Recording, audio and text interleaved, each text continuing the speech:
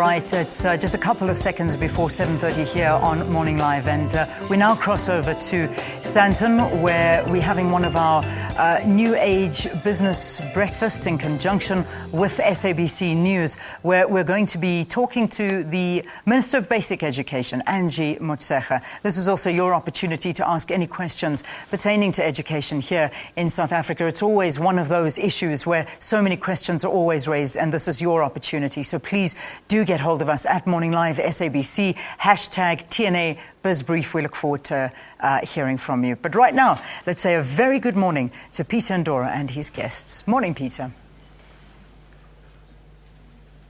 A very good morning to you, Leanne, and a very good morning to all of you at home, wherever you may be watching across South Africa, and also the other countries across our borders that are watching on Channel 404 on DSTV. As Leanne said, we're in Sandton, just north of Johannesburg today, and this is the scene for the latest in the series of New Age Business Briefings brought to you by the SABC, and today kindly sponsored by JIC Mining. And basic education is in focus, and with a particular focus actually on education districts. A little bit earlier on, and you wouldn't have seen this, but I'm sure that you're going to read reports about it. We saw Education District Excellence Awards taking place, and you may be wondering why. Well, we're going to find out shortly, but essentially education districts were being rewarded and recognized for excellence in their various areas of jurisdiction and the work that they're doing, and the role that they play in trying to create quality education right across the country, right at the rock face. But to unpack this and to tell us why these education districts are so important and why so much attention has been put on them, particularly in recent years, is the Basic Education Minister who joins us now, Minister Angie Motshekga. Thank you very much indeed for joining us, and welcome once again. Thank you very much, and thanks for having us. And also Deputy Minister Enver, Surty, thank you for joining us, and welcome to you too. Thank you so much, and thank you for inviting us. All right, so the last time we spoke, we were all jubilating and very happy about the matric results, and I guess part of that has been a lot of the work that's being done in running the schools, running the education system, and the education districts are part of that. Just before we went on air, you had some Education Districts Excellence Awards. Tell us a little bit about that and what it means in the context of this discussion that we're going to have.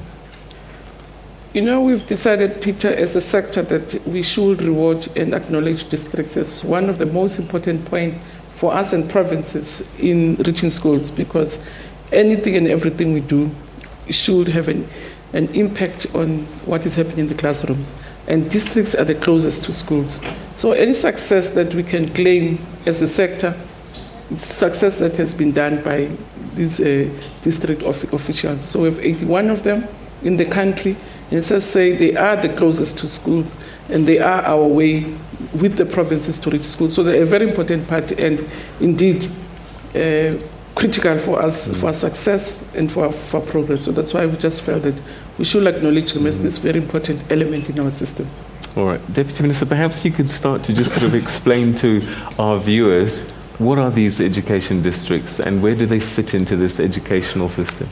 Well, thank you very much. There are 81 education districts countrywide, and each province is, depending on the size of the province and the number of schools within the province, have districts allocated. They are broadly aligned to the municipal or the district boundaries, in order that there could be a correlation between what the municipal areas are and the education sector itself. District directors play a very, very important role. They oversee the functioning of schools within their jurisdiction, and it's important that we recognize it. What is critical and what is extraordinary about what the minister had done in the previous administration and continues to do in this administration is that quarterly she meets with all district directors across the country to discuss education. It's a shared event where the district directors would determine part of the agenda in the Department of Basic Education. So the ministry is present, the entire senior management of the Department of Basic Education, and all district directors. In that way, we have a shared understanding and a vision of how we should move education forward and share practices with each other. So, Minister, there's parents watching now, and they're probably thinking, okay, so, how does this involve me? Why should I be listening to this conversation about districts and how they fit into the provincial structures and so on and so forth? Actually, that's the most important structure for them as parents and communities. Because as national, our focus mainly is it's policy, monitoring, and support, and provinces also do planning and monitoring. The real place where implementation support happens is in the district. So if you're a parent, you're looking for space, you can't find it from national, you can't find it from the province. It's the district who's going to help you with placements. If you have difficulties in your schools and things are not happening, the point where you have to go to is the district. So it's actually the most important part of our system that parents have to know where are their district offices, who is in their district offices, and even know who's their district manager, so that if they have a problem in schools, it doesn't have to take the trip that it normally takes, where a school complains to me about an SGB election didn't go well, because I have to send it to the province has to send it to a district, whereas if it went to the district, it short circuits everything else, and the problem can be resolved immediately. So it's a very important part for parents to know, and the offices where they're located. All right, so Deputy Minister, I know that when I was busy doing research for this, former Minister Naledi Pandor spoke about the challenges some of these districts had in terms of functioning and working.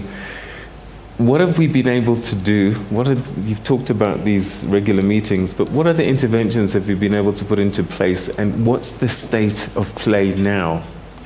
Well, it was an important beginning with Minister Naledi Pandor. Where we've gone beyond the original initial discussions was we finalized the roles, responsibilities, and functions of districts so that we have a better sense of what a district director should look like, a district office should look like, what capacity should there be within human resource and otherwise within the district director, what amenities should be made available, and what is their role and function. After all, districts are responsible for the oversight. Parents would know, and I'm sure the audience would know, that every school has to develop a school improvement plan annually. That there has to be monitored, and the district officers have to receive the plan, determine whether it's adequate, and indeed whether the initiatives that are suggested or contained in the plan are indeed implemented. So that would be an important function. So we've gone beyond, we've sort of almost normed what a district office should look like. And through a very dynamic and vibrant interactivity, as you would see out here, district directors present out here, we've created a common vision. It's not about provinces anymore, it's about schools that are located within districts. And there's a very common shared vision as to how we should move forward. So the shared experience enriches and empowers all district directors because they meet from different parts of the country, share best practice, and really empower each other in terms of those conversations. Certainly we too, as the ministry, learn a lot. And again, I say the minister has been quite extraordinary in providing the appropriate leadership in this regard. Minister, can you add a little bit to that? Because I know that this has been something that's been quite important to you, as Deputy Minister, saying that you've actually gone to a point where you've wanted to meet directly with the district managers. What are some of the challenges that you've had to overcome? And I guess skilling them has been also one of the things that's been quite important, so that they could do their jobs more importantly. There are still a number of problems that districts are facing because provinces, in implementing work, have to manage their budgets. They have to make sure that, especially your budgets and the plans work well. But in some instances, it's a very big sector. We used to also discover that communication from national in terms of policies is not cascaded properly to provinces. So there was still a communication problem. We'll agree on programs at national. And when provinces go to their province, they focus on that which they were doing without necessarily cascading information. So we've improved communication through these forums, but there are still lots of problems really that districts are having to contend with. Because they don't control the budgets, but they have to do the implementation. The budgets are controlled elsewhere. So we are really looking at making sure that there's more power given to districts in terms of appointments, but also in terms of allocation of resources. And because different provinces have different constraints around budgets, you find that there's unevenness in terms of support that districts have for them to be able to support schools. For instance, in Limpopo, when we intervened there, we had to take away the powers of appointing of teachers, and it does affect districts because they're the ones who are directly linked to schools. So if there are difficulties in the province, or there is any breakdown in the province, it affects them directly because they're the ones that are supposed to serve schools. So it's the resourcing. We've sorted out norms and standards to say the minimum package that provinces have to give in province the following. You have hard to work in districts, provinces, like your Eastern Cape is big, it's your rural provinces, your KZN, your Northwest, so they are hard to work in districts where there are lots of distances that managers have to travel. Again, some of the challenges, because they go directly to districts to have to resolve them. So most of the problems, so they're pressed in between, most of the problems from schools go to districts.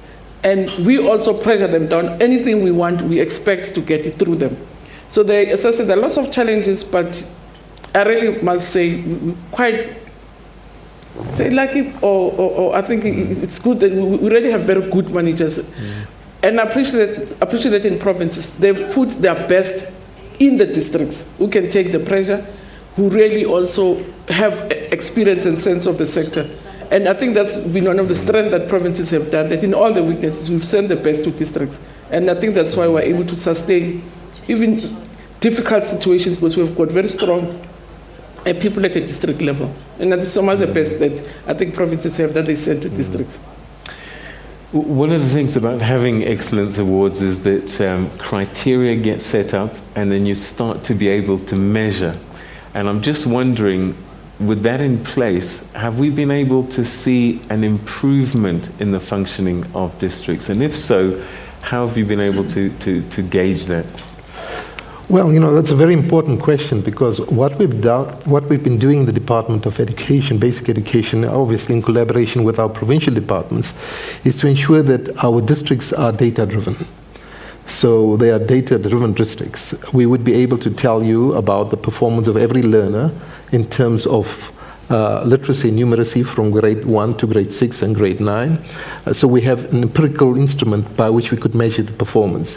We would be able, on the basis of this data-driven initiative, and it's really courtesy of the Susan and Michael Dell Foundation, we work collaboratively with them, developed a dashboard in terms whereof we load on data such as what is the class-based assessment of a learner, what is the external assessment like your annual national assessment, your national senior certificate examinations, and see if there's a correlation in that. It also captures data with regard to curriculum coverage, so that where there is a lack of performance, you would be able to assess on the basis of that data what kind of active intervention you should be able to make. Now, interestingly, as we speak right now, we've captured more than 10.8 million learners, duly validated information data of our learners. The intention is by the end of this year, we should have a universal database of every single learner in the country. Now that helps us, particularly the districts, to make the appropriate decisions informed by empirical evidence. So that's the one element. The second element is really not to work in schools within schools in a fragmented basis. We have wonderful collaboration agreements, but we're saying it's not sufficient for the private sector to go to a school without the support of the district or the province. We take an entire district, make an intervention in the district holistically, and then be able to see the meaningful progress. And the evidence is there just in terms of how we've been able to reduce underperformance in the districts. I don't think there's a single district that has performed under 50% last year. So which means on a macro scale, that's been huge performance, driven largely by these agents for change, our district directors. All right, so Minister, you came out with this Department of Basic Education, National Education Policy Guidelines 2013. Does everybody get it? They understand it, and are they working it? Yeah, and that's where districts are very important for us. Even help us mediate any communication, any correspondence. So we count on them. If we've done, for instance, your diagnostic report on ANA, it's the districts again who are going to help mediate any other communication. So indeed, with this forum, that's where we check if indeed we've been able to communicate, to mediate, and also then follow up on really if we are getting results from any communication. So it's the districts that feed us with information, as the DM is saying, that we work on a database, data-driven program. And we can, I mean, when I became MEC minister in 2009, we had bushback, which was 28%. I can tell you this year, with the intervention and the work that we've been doing with the province, MECs here, they were at 76, and not so MEC, they were at 76 from 34. So we use statistics, data, and all quality indicators to check if indeed we're making progress. How have the educators taken to these district, the administration and the management process? They are their home. That's why I said districts are their home. It's a home, homes for parents, homes for teachers, and for all of us. As I say, it is really the funnel through which all of us go to school. So teachers go through their districts, and we also go to schools through districts. So districts are just a home of everybody. All right. Okay. We're going to take a quick break because I want to actually start getting your thoughts at home via Twitter. Don't forget, at Morning Live SABC, hashtag TNA BizBrief. And also we've got a lot of the educators here and district administrators that have been sort of recognized in the Excellence Awards. I want to get a sense of actually what it's like on the rock face, so we'll be talking to some of them as well to get a sense, as I said, of what it's like on the ground. All of that coming up after this. And also, you know, it's not often that we get the minister and the deputy minister sitting in one place dealing with education issues. So if you've got other questions as well, please, today's the day, start tweeting away. We'll see you right after this. Stay with us.